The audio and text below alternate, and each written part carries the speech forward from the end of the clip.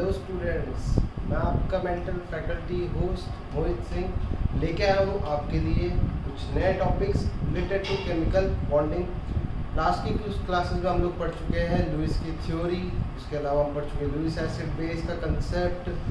हम लोगों ने लास्ट क्लास में स्टार्ट कर दिया था वैलेंस बॉन्ड थ्योरी, जो कि ओवरलैपिंग थ्योरी है ना। अपन ने स्टार्ट कर दिया था ओवरलैपिंग थ्योरी के साथ। बट फिलहाल के लिए आप देख सकते हो हेडिंग लिख ली फॉर्मल चार्ज, क्योंकि सम डाउट्स हैं, कुछ क्लैरिफिकेशन चाहिए। ठीक है, तो देखो बेसिकली फॉर्मल चार्ज का फिजिकल सिग्निफिकेंस आप थोड़ा आगे जाके देखोगे, है ना। अगर आपको फॉर्मल चार्ज का फिजिकल सिग्निफिकेंस देखना है तो आपको आगे जाके देखने को मिलेगा जब हम लोग हाइब्रिडाइजेशन और वीबीटी से निपट लेंगे। ठीक है, हाइब्रिडाइजेशन पे जब पहुंच जाएंगे तब समझ में आएगा कि फॉर्मल चार्ज का बेसिक मतलब क्या था। मतलब उधर देखने में पता चलेगा कि हम अगर नाइट्रोजन पे फॉर्मल चार्ज +1 लिख रहे हैं तो उसका लॉजिक क्या है, उसका रीज़न क्या है। ठीक है, तो आप भी तो रहने दो। फिलहाल फॉर्मल चार्ज का क्या होता है, एक फॉर्मूला होता है जो कि आप लोग देख चुके हो।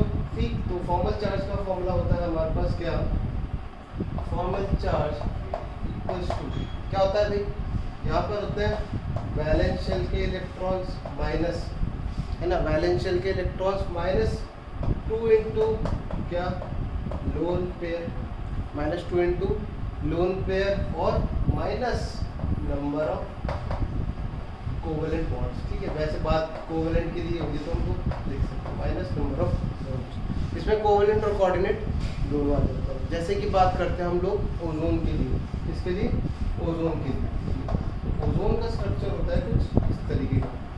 ठीक है, अभी मैंने इस पर कोई भी चार्जेस सेट नहीं करा, मैंने इस पर कोई भी चार्जेस सेट नहीं करा, बट मुझे यहाँ पर आइडेंटिफाई करने पड़ेंगे क्या, लोन। मुझे यहाँ पर दिखाने पड़ेंगे लोन। ये देख, ये आ गया हमारे पास लोन पेयर्स। इसके अलावा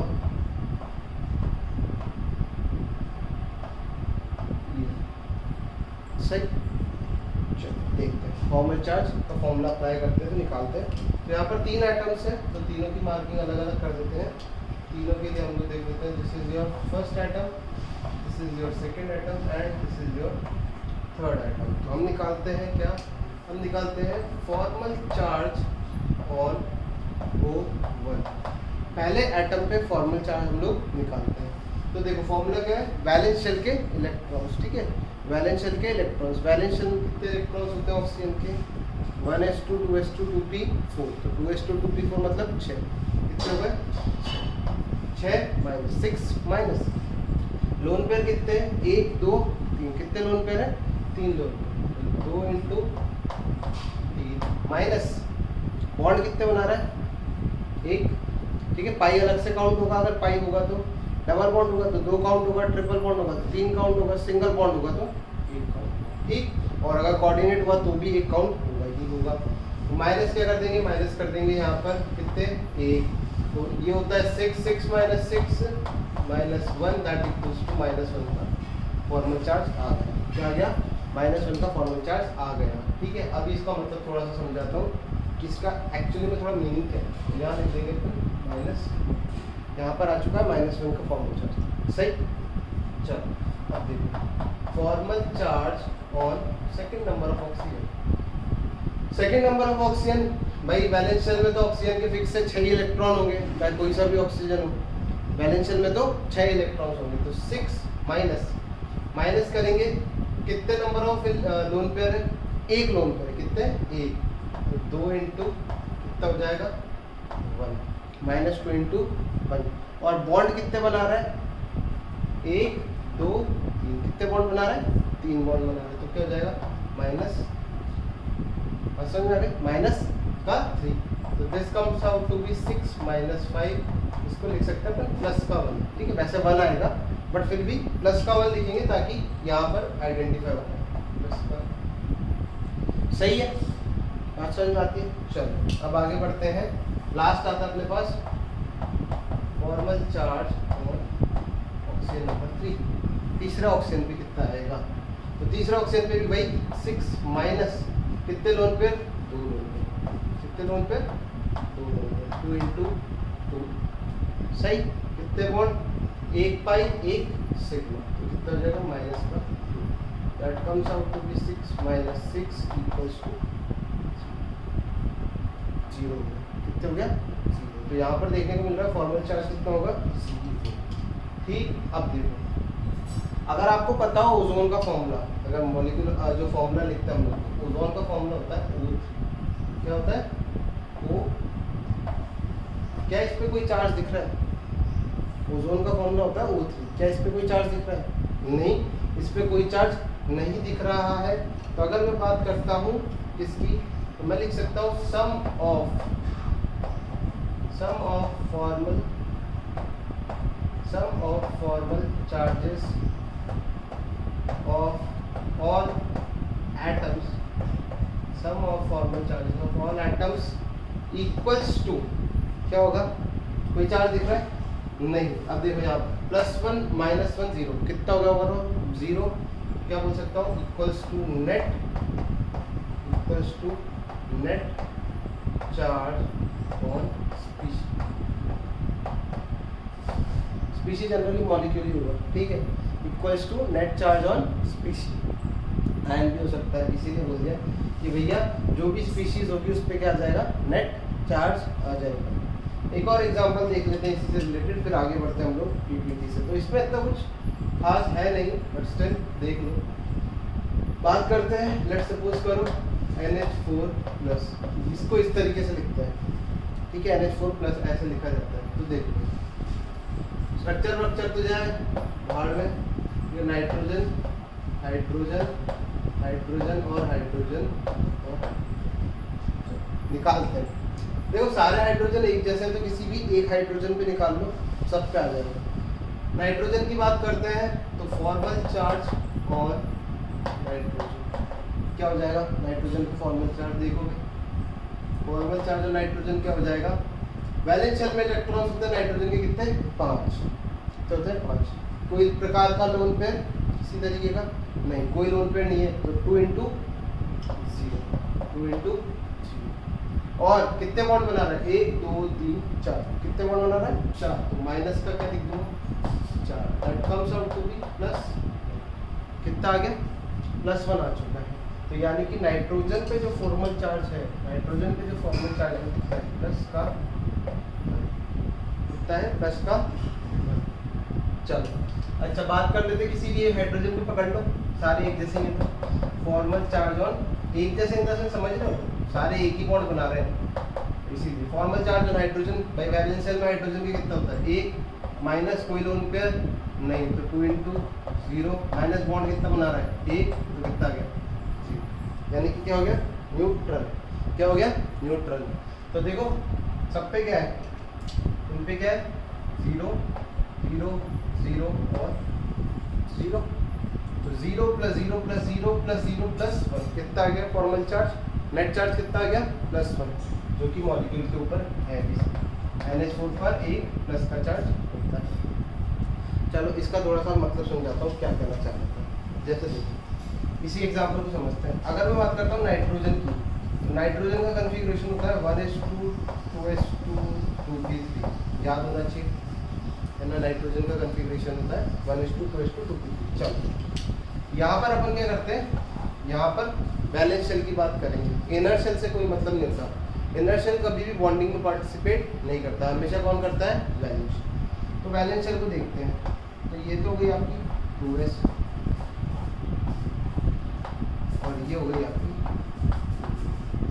ये तो हो गई 2s और ये हो गई।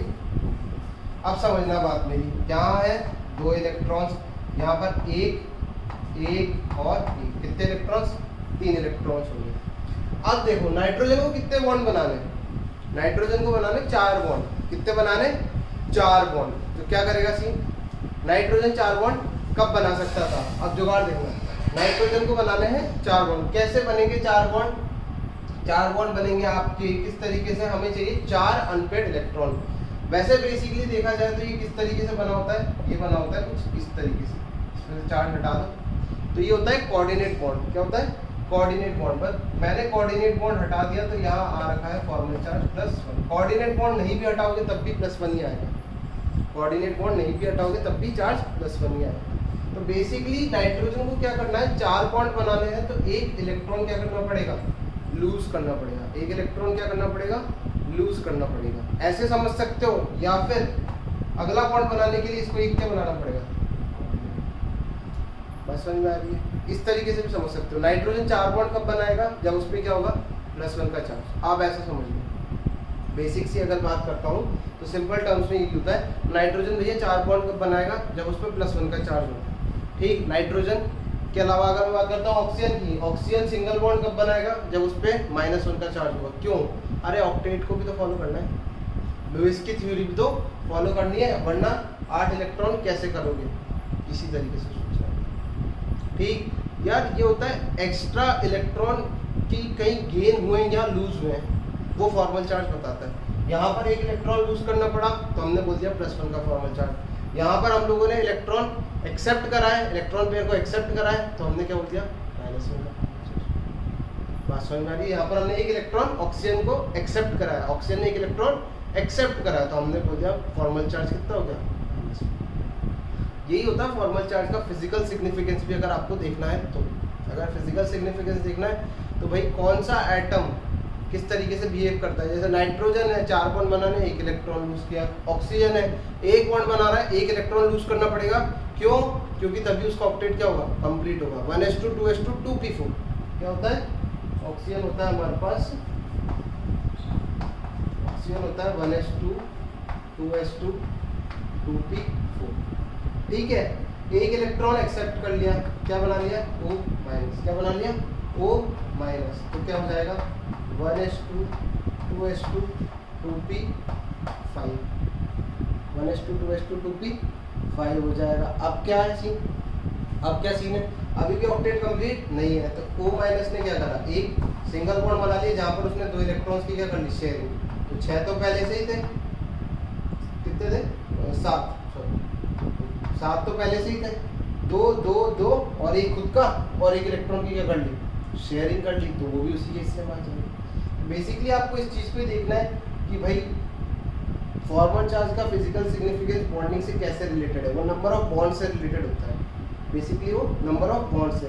और अगर आप लोग डेफिनेशन भी देखो तो क्या लिखाई थी कि फॉर्मल चार्ज की डेफिनेशन थी कि वैलेंस फ्री स्टेट के अंदर उसके वैलेंशन में कितने इलेक्ट्रॉन्स हैं, और बॉन्डिंग करते टाइम उसके वैलेंशन में कितने इलेक्ट्रॉन्स पार्टिसिपेट, उन दोनों का जो डिफरेंस आएगा वही क्या था, फॉर्मल चार्ज। एप्लीकेशन वाला पार्ट है, रेजोनेटिंग स्ट्रक्चर की स्टेबिलिटी निकालने के काम आता है। मिनिमम फॉर्मल चार्ज होना चाहिए ताकि स्ट्रक्चर क्या रहेगा, मोस्ट स्टेबल। फॉर्मल चार्ज कम से कम होना चाहिए ताकि जो रेजोनेटिंग स्ट्रक्चर होता है स्टेबल। अब रेजोनेटिंग स्ट्रक्चर के लिए डिटेल में हम पढ़ते हैं और फिलहाल के लिए फॉर्मल चार्ज ठीक, कॉपी करने की जरूरत नहीं है क्योंकि तुम लोग पहले ही पढ़ चुके हो। आ जाते हैं टॉपिक पर वापस से। हम लोगों ने स्टार्ट कर दी थी वैलेंस बॉन्ड थ्योरी, ठीक, और शायद मेरे ख्याल में कुछ क्वेश्चंस भी दिए थे। वैलेंस बॉन्ड थ्योरी से हम लोगों ने रिलेटेड कुछ क्वेश्चंस भी देखे।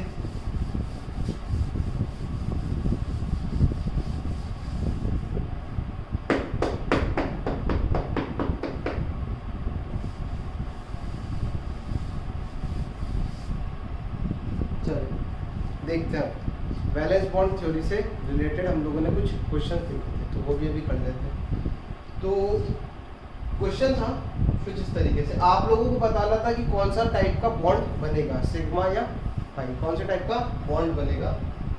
तो एस और पी शायद हो गया था, है ना, एस और पी हो गया था, या फिर एस और एस हुआ था, एस और एस हुआ था। चलो देख लेते हैं, सेकंड से स्टार्ट करते हैं। यहाँ पर था s प्लस पी एक्स और एक्सेस थी हमारे पास 3, एक थी x, y और z। जो इंटरन्यूक्लियर एक्सेस थी वो थी आपकी x, y और z, s plus P x से हुआ। ठीक, तो आप लोगों ने आंसर निकाल लिया होगा, अगर नहीं निकाला है तो मैं बता देता हूँ। पहले केस में जो बॉन्ड बनेगा वो कौन सा बनेगा, पहले केस में बॉन्ड बनेगा आपका सिग्मा, बाकी दोनों केसेस में किसी भी टाइप का बॉन्ड नहीं, बाकी दोनों में किसी भी टाइप का बॉन्ड नहीं बनेगा। आप समझना कैसे, इंपॉर्टेंट है।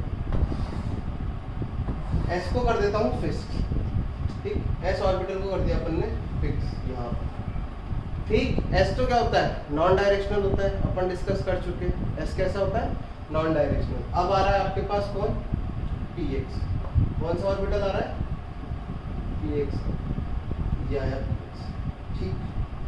Let this be your x axis and this be your y axis. तो z किधर हो जाएगा, बाहर की तरफ, z किधर हो जाएगा, बाहर की तरफ, ठीक। तो ये हो गया आपका px ऑर्बिटल। s को अपनी जगह पर फिक्स रखा। px किस हिसाब से आ रहा है, px कौन सी एक्सिस को फॉलो करते हुए आ रहा है, px आ रहा है इस वाले एक्सिस को फॉलो, है ना। इंटरन्यूक्लियर एक्सिस, x का मतलब क्या होता है, जो दोनों ऑर्बिटल्स आ रहे हैं कौन सी एक्सिस के अलोंग आ रहे हैं, x के अलोंग आ रहे हैं।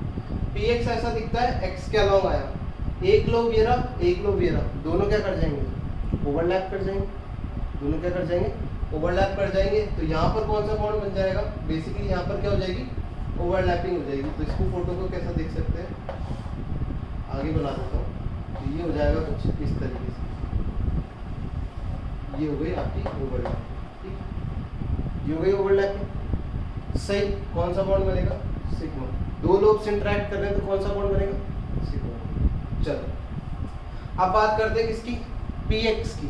क्यों, px तो अभी भी आपका सेम है, बट अब क्या चेंज हो गई, हाँ INA चेंज हो गया। क्या चेंज हो गया, इंटरन्यूक्लियर एक्सिस चेंज हो गया। तो देखो इंटरन्यूक्लियर एक्सिस कौन सा है, y। कौन सा है, y।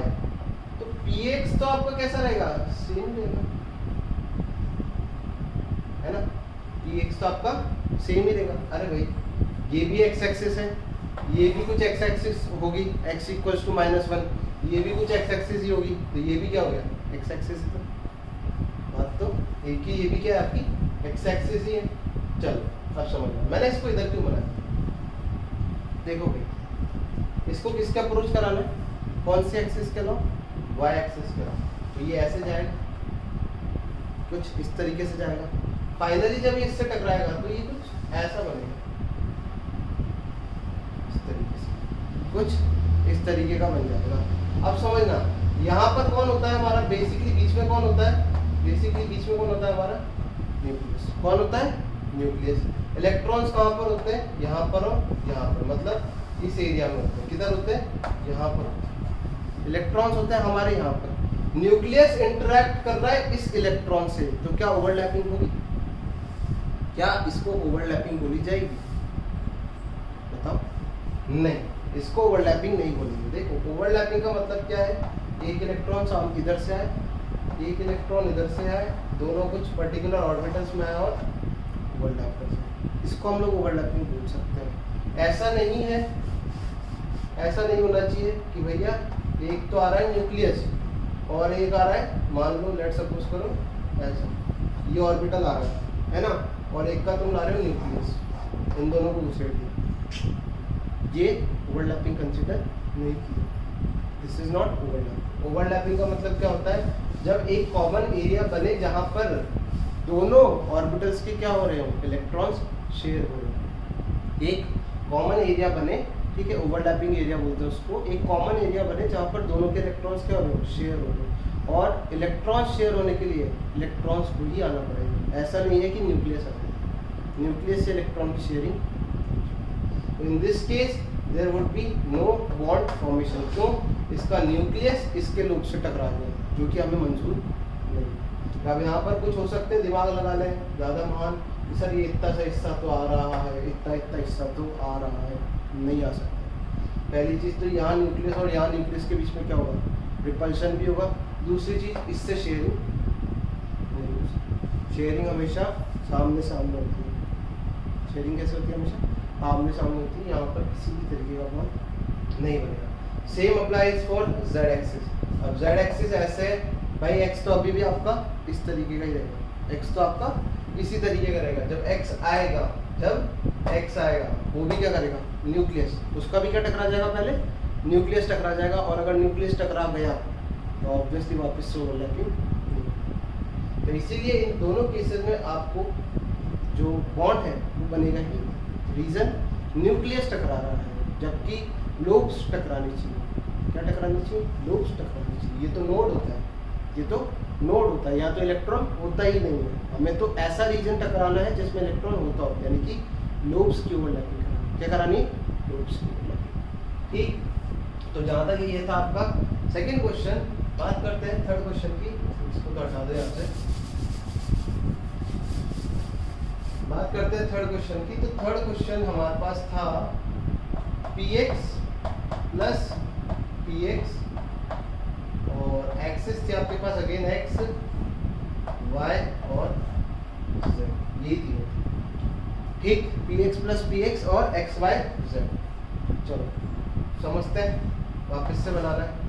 बिना बनाए पॉसिबल नहीं, देख लेना, बिना बनाए ये चीज़ पॉसिबल नहीं हो सकती। ठीक है, तो बार बार समझा रहा हूँ, बनाना तो पड़ेगा। जिसने हवा में करने की कोशिश करी होगी नहीं है। ये देखो, ये हो गया आपका एक px, ठीक, x एक्सिस यही। ठीक, इसी तरीके से ये भी x एक्सिस है, तो इधर भी एक और क्या आ जाएगा px, और मैंने डायरेक्टली ओवरलैपिंग का रिजल्ट ही दिखाया। भाई दो px थे ऐसे, है ना, दोनों ने एक दूसरे को क्या करा, अप्रोच करा अलॉन्ग x एक्सिस। क्या करा, दो px थे ऐसे, दोनों ने x एक्सिस के अलॉन्ग अप्रोच करा, सर से सर भिड़ गए, हेड ऑन कोलिजन, सर से सर भिड़ गए, है ना, कोएक्सियल ओवरलैपिंग हो गई, एक ही एक्सिस के अलॉन्ग आ गए दोनों। जिस एक्सिस पे वो लाई करते हैं उसी एक्सिस के अलॉन्ग क्या हो गई, ओवरलैपिंग। तो कौन सा बॉन्ड बना, सिग्मा। कौन सा बॉन्ड बना, सिग्मा, और ये ओवरलैपिंग एरिया होगी। न्यूक्लियस दूर होने चाहिए सबसे ज़्यादा, क्योंकि न्यूक्लियस और न्यूक्लियस के बीच में क्या होगा, हाँ, न्यूक्लियस और न्यूक्लियस के बीच पल्शन होगी। बात समझ में आती, ठीक, सिग्मा।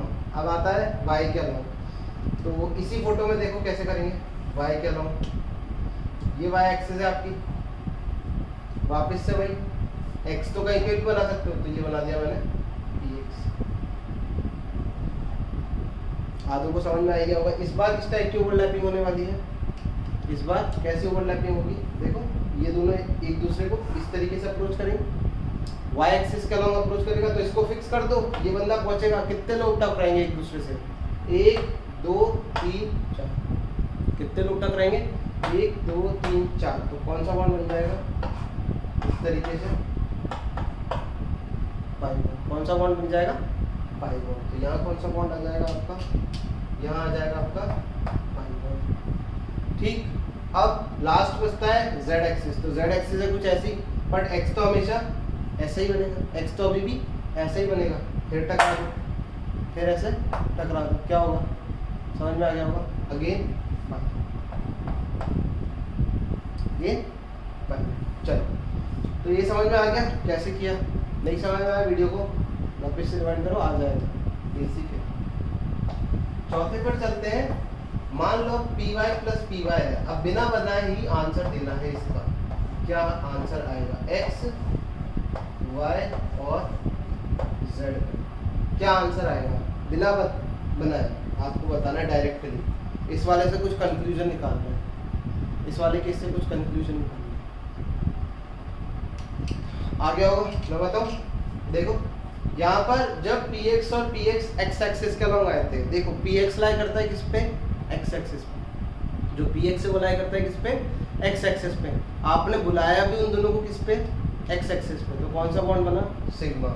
तो देखो py और py लाई करेंगे किस पे, y एक्सिस पे, और अगर आप बुलाओगे कौन सी एक्सिस से, y एक्सिस से, तो कौन सा बॉन्ड बनेगा, हाँ, कौन सा बॉन्ड बनेगा, जिस एक्सिस पे वो ऑर्बिटल लाई कर रहे हैं, जिस एक्सिस पे वो ऑर्बिटल लाई कर रहे हैं, उसी एक्सिस के अबाउट अगर आप उन्हें बुलाओगे, उस एक्सिस के अबाउट ही आप उसकी क्या कराओगे, ओवरलैपिंग कराओगे, तो कौन सा बॉन्ड बन जाएगा, कौन सा बॉन्ड बनेगा,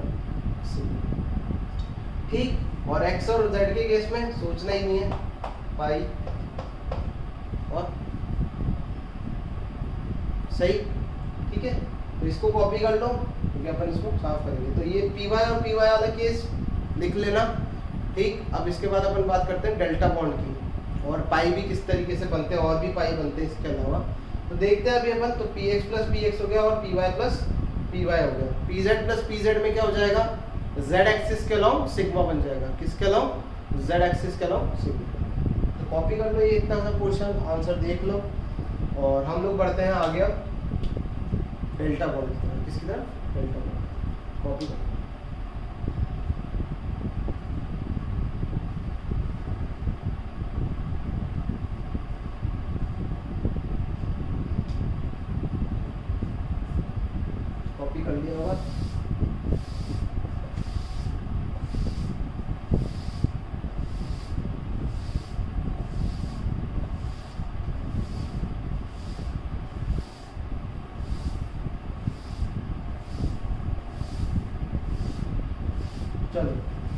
बात करते हैं डेल्टा बॉन्ड की। बेसिकली डेल्टा बॉन्ड बनता कब? डेल्टा बॉन्ड पहली बात तो बनता है डी ऑर्बिटल से। किससे बनता है? डी ऑर्बिटल से। देखो कैसे, एक क्यूब बनाता हूँ फिर समझ में आएगा थोड़ा आसान।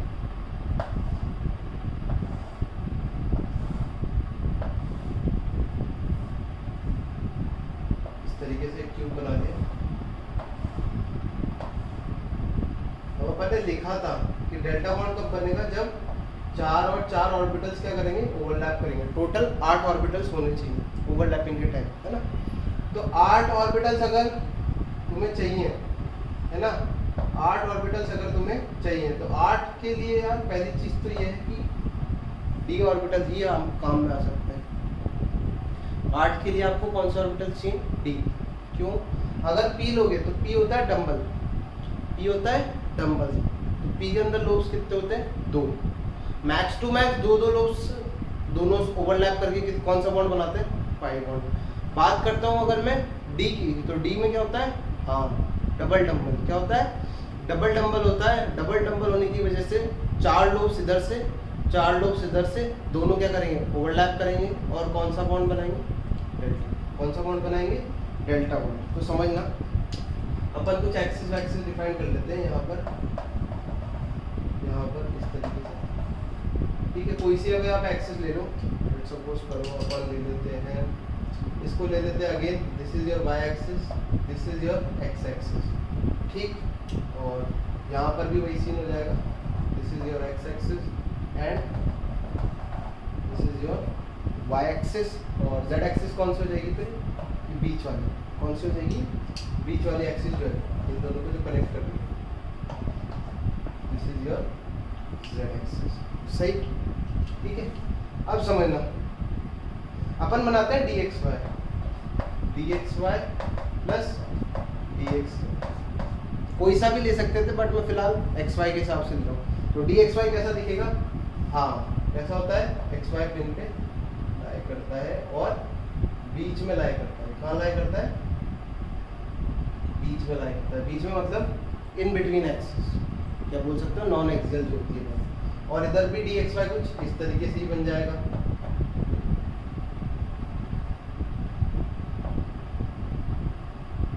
बना दिया, है ना? बना दिया। अब क्या करना है?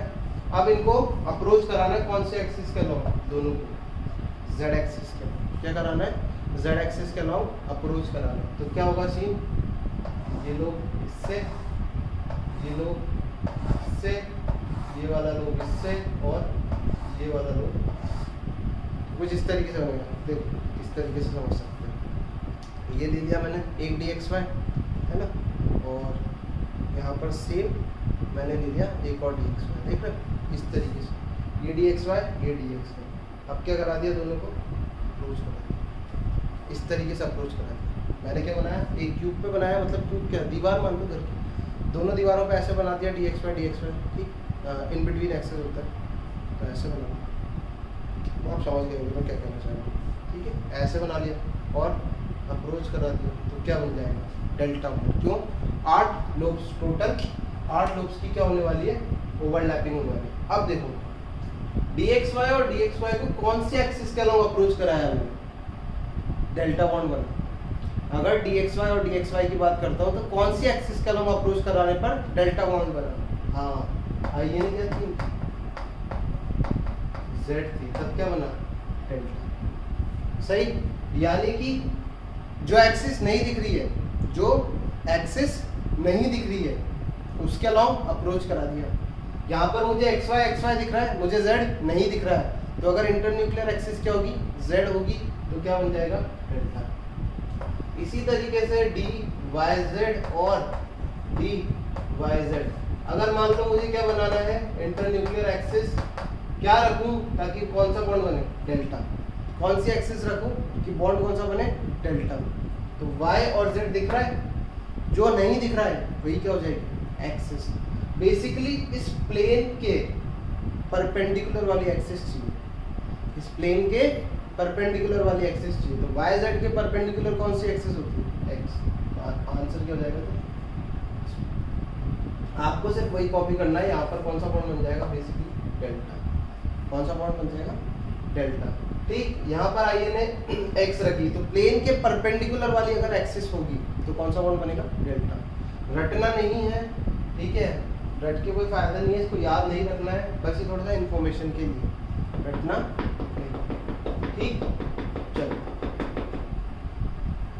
तो यहाँ से आप इसको मिटा दो, ये बना दिया हमने डेल्टा बॉन्ड। अब हमारे को पता है सिग्मा भी पता है कैसे बनता है, पाई भी पता है कैसे बनता है, और डेल्टा भी पता है कैसे बनता है। तो थोड़े से क्वेश्चंस प्रैक्टिस कर लेते हैं और चलते हैं आगे स्ट्रेंथ ऑफ ओवरलैपिंग।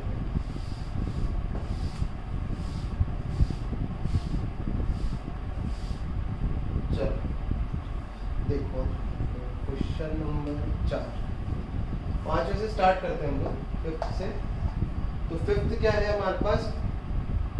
5th है हमारे पास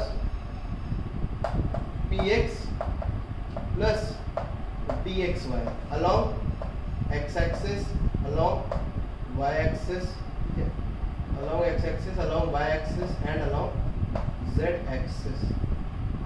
ठीक, और इसके अलावा हमारे पास हो जाएगा एक छठा, एक और ले लेते हैं, py plus dxy along x axis, along y axis and along z axis। भाई ये x y z लिख रहा हूँ, ये इंटरन्यूक्लियर एक्सिस, ठीक है। 7वां देखते हैं, 7वां एक ही है, dxy plus dxy along x axis, along y axis and along z axis। तो इसमें आपके पास सब कवर हो जाएगा। चाहो तो ये छठा भी हटा सकते हो, लिख लिया तो कोई नहीं। तो ट्राई करो क्वेश्चंस को, वीडियो को पॉज करो, ट्राई करो, बना के देखना, हवा में करोगे नहीं होगा, ठीक है, बना के देखो तभी आइडिया।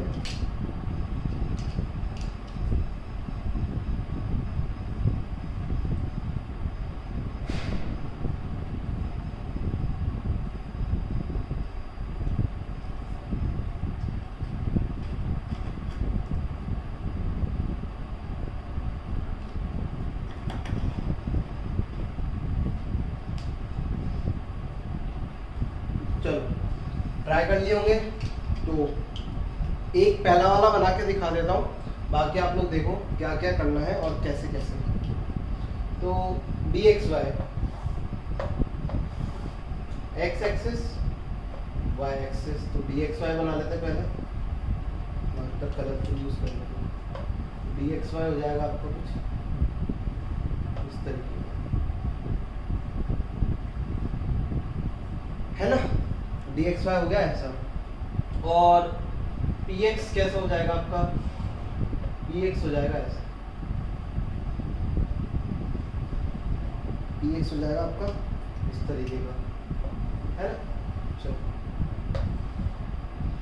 इस एक्सिस के अप्रोच ही करा दो, इसी एक्सिस के अलग अप्रोच कराते हैं पहले, क्योंकि फर्स्ट एक्सिस कौन सी?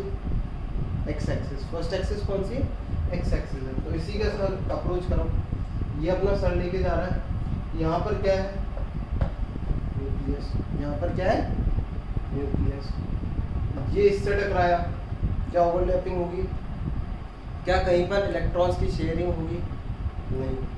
इलेक्ट्रॉन्स की शेयरिंग के लिए क्या कंडीशन है? दोनों ऑर्बिटल्स को आना है और मिनिमम एक एक अनपेड इलेक्ट्रॉन लेके आना है। हमारे साथ तो ले आए, यहाँ पर तो न्यूक्लियस निकल आया, यहाँ तो न्यूक्लियस निकल आया, तो यहाँ पर किसी भी तरीके की ओवरलैपिंग पॉसिबल नहीं। एक का न्यूक्लियस, एक का लोब, दोनों ही क्या होने चाहिए? लोब होने चाहिए। दोनों ही क्या होने चाहिए? लोब्स होने चाहिए। ठीक है, चलो बात करते हैं वाई एक्सिस के अलॉन्ग। ये तो किसके अलॉन्ग हो गया? एक्स एक्सिस के। अब बात करते हैं वाई एक्सिस के। यहाँ पर आंसर क्या हो जाएगा? कुछ नहीं होगा। एक्स एक्सिस के अलॉन्ग बात करते हैं वाई एक्सिस के। बताओ क्या होगा वाई एक्सिस का? क्या होगा? इसको इस तरीके से अप्रोच कराना है। देखो ये भी px है, ये भी px है, समझना जी, ये भी px है और ये भी px है, बस फर्क कितना है? ये y एक्सिस के अलॉन्ग जा रहा है, तो y एक्सिस के अलॉन्ग जाएगा तो एक ओवरलैपिंग ये और एक ओवरलैपिंग।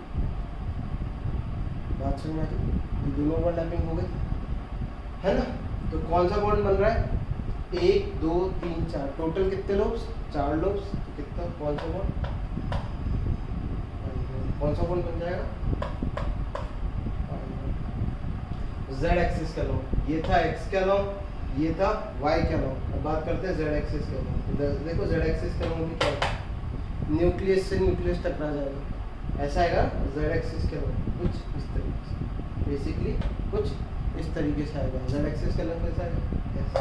z एक्सिस के अलॉन्ग किसी भी तरीके का बॉन्ड नहीं, सही है। सिमिलरली इसी टाइप से इसको ट्राई करोगे जब, तो आंसर आ जाएगा आपका, अगर आप आंसर निकालोगे तो x के अलॉन्ग तो आएगा आपका क्या, पाई, y और z के अलॉन्ग कोई बॉन्ड नहीं, x के अलॉन्ग तो क्या आ जाएगा, पाई आ जाएगा, और y और z के अलॉन्ग कोई बॉन्ड नहीं बनेंगे। तो क्या हम लोग याद रख पाएंगे इतनी चीजें? नहीं, हमें बना बना कर ही देखना पड़ेगा।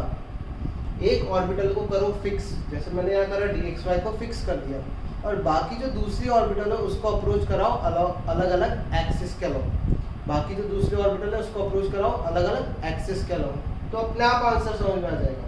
याद कर लोगे, कॉम्बिनेशंस बहुत बन सकते, बहुत सारे कॉम्बिनेशंस, बात समझ आ रही है? बहुत सारे कॉम्बिनेशंस है, कब तक याद रखोगे? तो लास्ट बचता है हमारे पास dxy और dxy। तो एक चीज तो है, जिस प्लेन में ये लाई कर रहा है उस प्लेन की परपेंडिकुलर एक्सिस के अलॉन्ग ये क्या बना देगा, डायरेक्टली, हाँ क्या बना देगा, अभी बताता हूँ कि जिस प्लेन में ये लाई कर रहा है उसके परपेंडिकुलर वाली एक्सिस के अलॉन्ग अगर अप्रोच कराओगे तो कौन सा बॉन्ड बनेगा, डेल्टा, जो कि अभी अपन देख चुके। सही, चलो x और y के अलॉन्ग बता दो जल्दी से फटाफट। तो क्या करें, x और y के अलॉन्ग अगर बताना है तो क्या करें अपन, यहाँ पर आप लोगों को y एक्सिस ऊपर दिखेगा नहीं, अगर बात करता हूँ x dxy के लिए, तो ये लो x एक्सिस, सॉरी ये लो y एक्सिस, ये लो x एक्सिस, क्या क्या होने वाला है समझ लो। dxy बनाते हैं, पहले तो एक फिक्स कर लेते हैं, पहले तो एक फिक्स कर लेते हैं,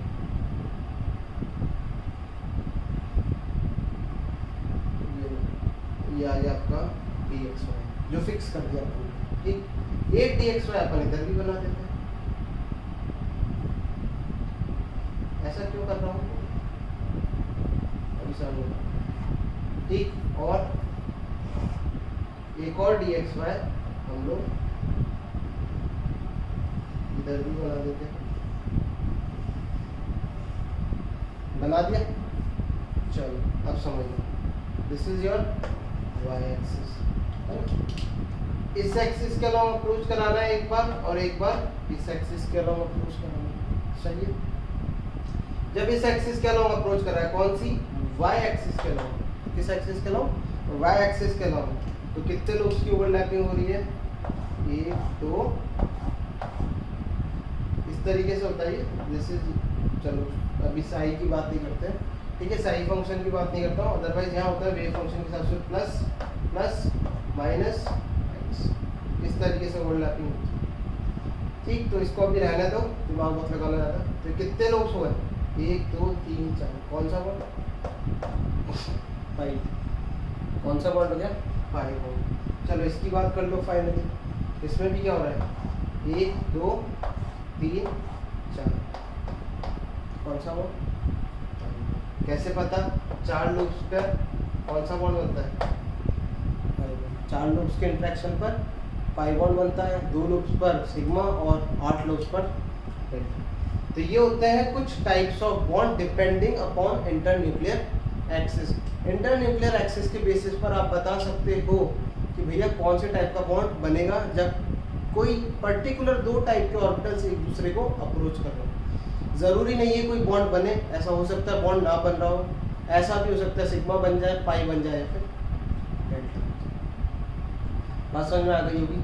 चलो, तो this was your topic about overlapping of orbitals. अब कंपेयर करते हैं हम लोग स्ट्रेंथ ऑफ ऑर्बिटल्स। तो ये कॉपी कर लो जब तक आप लोग, ठीक है। फिर हम लोग देखते हैं स्ट्रेंथ ऑफ ऑर्बिटल्स। चलो बढ़ते हैं आगे स्ट्रेंथ ऑफ ऑर्बिटल्स के साथ।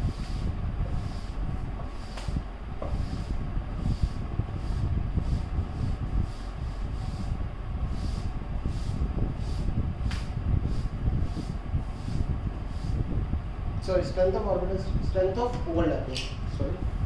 हम लोग आते हैं, अब अगला टॉपिक आता है दैट इज योर, जो ओवरलैपिंग हमने कराई है उसकी कुछ स्ट्रेंथ भी होती है, स्ट्रेंथ ऑफ ओवर,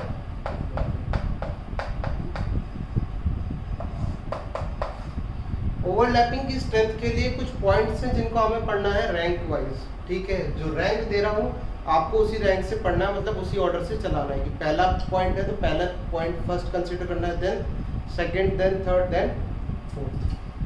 चलो, तो जो पहला पॉइंट है, जो फर्स्ट पॉइंट है, first point is your shell number, shell number. तो इसको स्ट्रेंथ ऑफ ओवरलैपिंग को अपन लिख देते हैं SOP,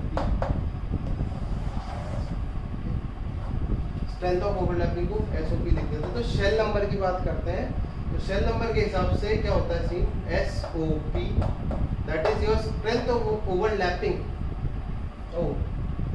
ओवरलैपिंग SOP नहीं है, ठीक है यार, जो भी है तुम समझ गए ना, ठीक है। स्ट्रेंथ ऑफ ओवरलैपिंग की अगर मैं बात करता हूँ तो डायरेक्टली प्रोपोर्शनल होती है किसके, shell, sorry mistake, inversely proportional होती है टू शेल नंबर, यानी कि शेल जितना बड़ा होता जाएगा ओवरलैपिंग का एक्सटेंट उतना ही कम होता जाएगा। तो समझना, जैसे लेट सपोज करो मेरे पास है, एग्जांपल ले लेते हैं एक 1s 1s 2s 2s और 3s और 3s तय जाती है, ठीक। तो इनका शेल नंबर फर्स्ट है, इसका शेल नंबर सेकंड है और इसका शेल नंबर थर्ड है। तो शेल नंबर के हिसाब से चलो तो स्ट्रेंथ ऑफ ओवरलैपिंग किस किस में सबसे ज़्यादा होगी, क्योंकि इसका शेल नंबर सबसे छोटा है और सबसे छोटा तो स्ट्रेंथ ऑफ ओवरलैपिंग सबसे ज़्यादा। तो 1s 1s की जो स्ट्रेंथ ऑफ ओवरलैपिंग होगी वो सबसे ज़्यादा होगी, then 2s 2s and then 3s 3s। ऐसा क्यों, वो भी हम लोग समझ लेते हैं। तो उसका लॉजिक क्या है, देखो 1s अगर 1s के साथ ओवरलैप कर रहा है तो हमें पता है शेल नंबर बढ़ता है तो साइज बढ़ता है, बेसिकली शेल नंबर बढ़ता है तो साइज बढ़ता है। तो देखो भाई ये है छोटा थोड़ा, ये है छोटू, तो ये छोटू कुछ इस तरीके से ओवरलैप करेगा, यहाँ पर इसका न्यूक्लियस और यह, तो ये छोटू कुछ इस तरीके से ओवरलैप करेगा।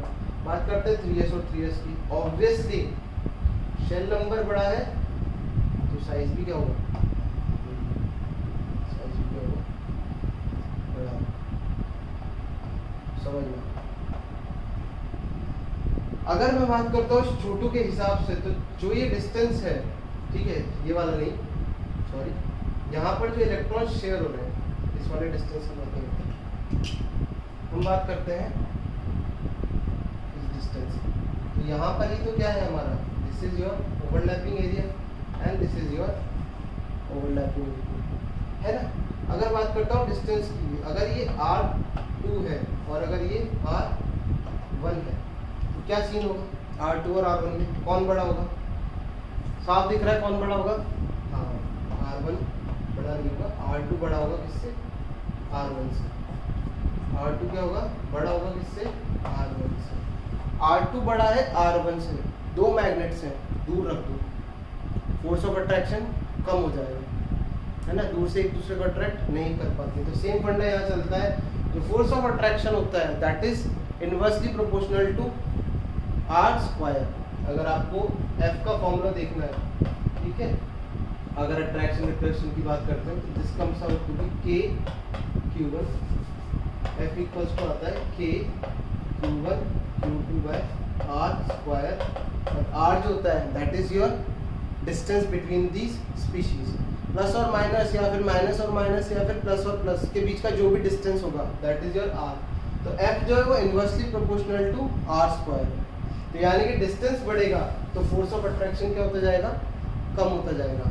इस न्यूक्लियस का इस इलेक्ट्रॉन्स पे, इस न्यूक्लियस का इस इलेक्ट्रॉन्स पे कंपेयर करूं तो यहाँ फोर्स ऑफ अट्रैक्शन क्या है, ज़्यादा है, और यहाँ फोर्स ऑफ अट्रैक्शन क्या है, कम है। फोर्स ऑफ अट्रैक्शन अगर कम होगा तो जो जोड़ है यानी कि बॉन्ड है वो भी क्या होगा, कमजोर हो जाएगा। भाई बेसिकली बॉन्ड क्या होता है, फोर्स ऑफ अट्रैक्शन, जितना कम फोर्स ऑफ अट्रैक्शन होगा बॉन्ड भी उतना ही वीक होता जाएगा। तो यहाँ पर फोर्स ऑफ अट्रैक्शन ज़्यादा है, यहाँ पर फोर्स ऑफ अट्रैक्शन कम है। तो कौन सा बॉन्ड स्ट्रॉन्ग हो गया? जिसका शेल नंबर कम होगा, जिसका शेल नंबर कम होगा। शेल नंबर का फंडा क्या है? साइज के हिसाब से। शेल जैसे जैसे बड़े होते जाते हैं फोर्स ऑफ अट्रैक्शन क्या होता जाता है? कम होता है। तो पहला पॉइंट था हमारा शेल नंबर। चलो दूसरा पॉइंट देखते हैं। सेकेंड पॉइंट इज योर, अब हमें देखना है एक्सटेंट ऑफ ओवरलैपिंग। ठीक, क्या देखना है? Extent of overlapping. जैसे एक्सटेंट ऑफ ओवरलैपिंग का क्या मतलब समझ। मान लो हमारे पास है 2s और 2s। यहाँ पर एक चीज ध्यान रखना, मैंने कर दिया है क्या? Shell number same. यहाँ पर क्या है? शेल नंबर सेम रखा गया है, ठीक है। अदरवाइज पहला जो ऑर्डर आ जाएगा वो किससे आ जाएगा? शेल नंबर से। तो इस दिमाग में मैंने ये रखा है कि शेल नंबर सेम होना चाहिए। तो 2s और 2s, फिर 2s और 2p, और फिर आता है हमारा 2p और 2p और 2p।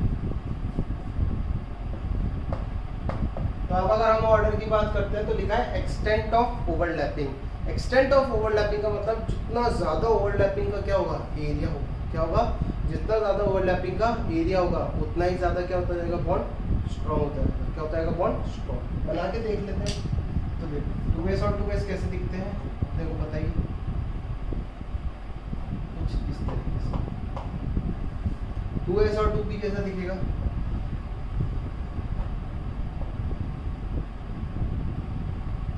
कुछ इस तरीके से। और 2p और 2p की बात भी कर लेते हैं। तो 2p और 2p कैसे दिखेंगे?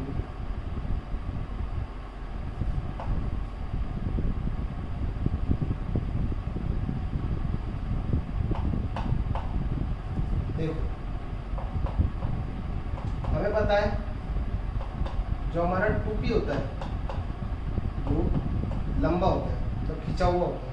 ये थोड़ा छोटा बन लो दूसरा वाला।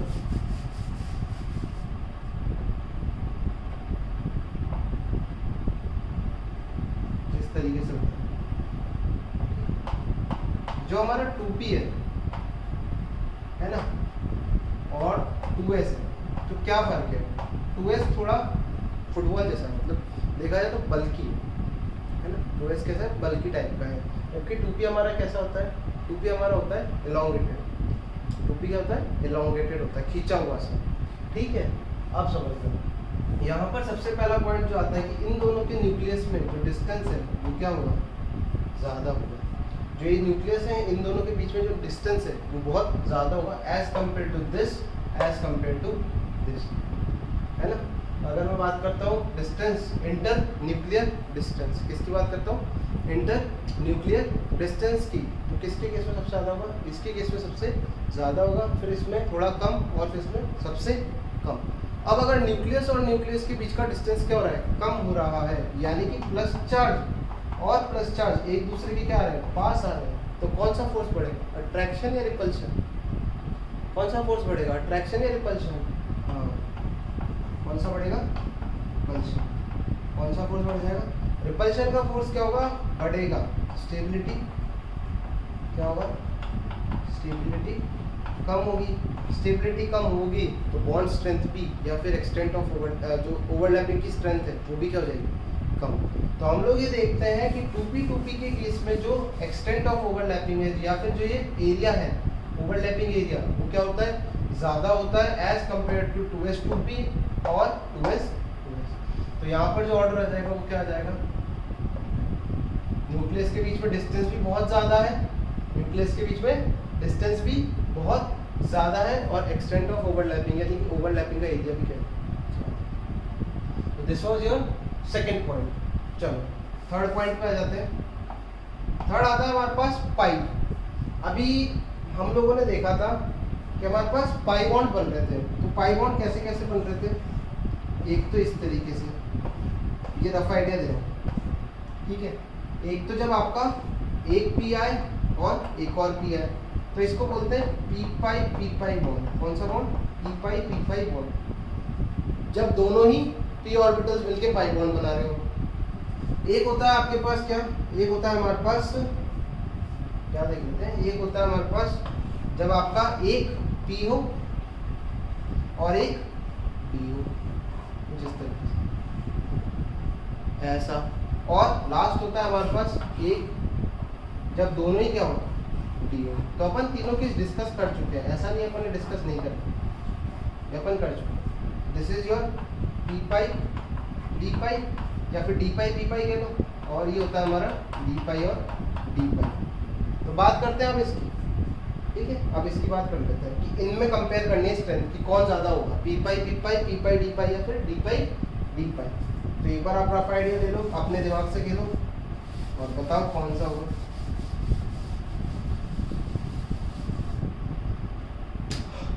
चलो देखें, तो हमारे पास है p पाई, फिर आता है हमारे पास d पाई और फिर आ जाता है हमारे पास d पाई। तो अगर मैं बात करता हूँ इन तीनों में तो क्या होगा सर, ये एक्सटेंट ऑफ ओवरलैपिंग ये पाई बॉन्ड्स के कंपैरिजन के लिए तीसरा। तो ये होता है d पाई सबसे ज्यादा, then p pi and then d pi, क्योंकि इनके न्यूक्लियस के बीच में डिस्टेंस सबसे कम होगा, इनके न्यूक्लियस के बीच में डिस्टेंस सबसे ज्यादा होगा। क्यों? क्योंकि ऑलरेडी क्या है, क्यों इस तरीके से देखा था,